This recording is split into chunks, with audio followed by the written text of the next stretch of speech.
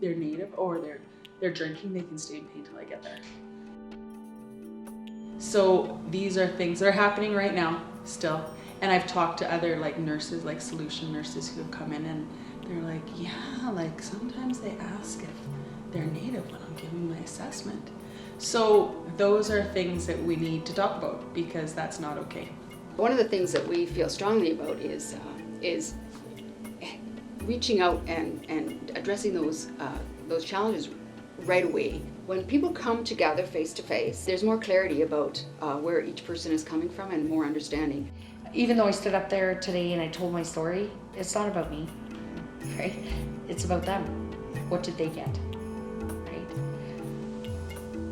Were they impacted enough to see who we are as a people from a different perspective? And that was it.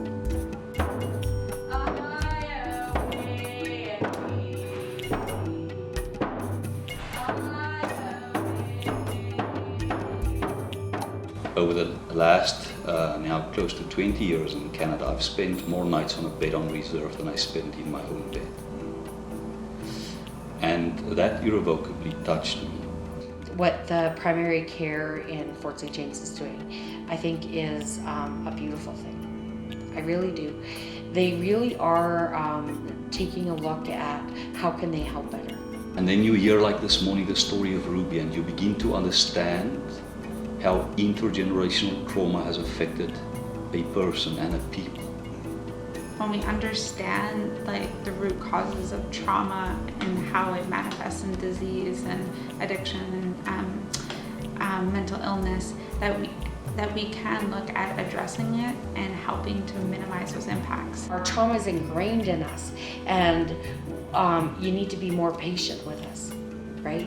You need to ask more questions, and you need to understand that we're not always going to share everything with you because we don't trust you.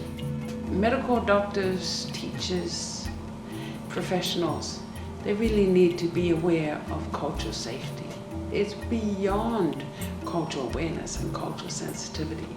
It's how people feel accessing care. Our communities are the ones to tell us what it is that they need.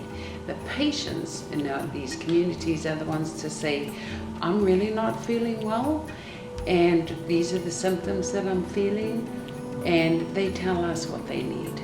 So when we look at cultural humility, that's more about the practitioner and about just coming in, realizing that this may have worked perfectly in a different context, but in this context it's perceived as being culturally unsafe. Being able to be like, oh, okay, and be able to pause, reflect, and ask for guidance, ask for help, like how can I have done better? In that vulnerability, where you need to let go of what you are used to, what you are comfortable with, what maybe you are trained to do or have been trained to do, actually lies what I would tell you the strength.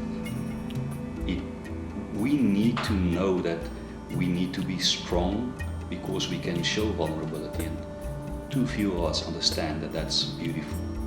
I think these guys are amazing for doing that, and I think that it's going to be impactful, and I think they will set a stage in medicine. I would tell young physicians that this is what care is all about. You will receive so much more as a reward than you would ever give to anyone else.